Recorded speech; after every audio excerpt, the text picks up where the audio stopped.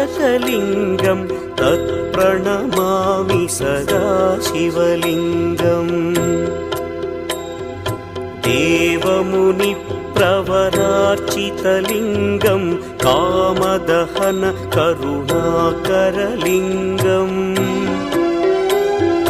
रावणदर्पविनाशकलिङ्गं तत्प्रणमामि सदा शिवलिङ्गम्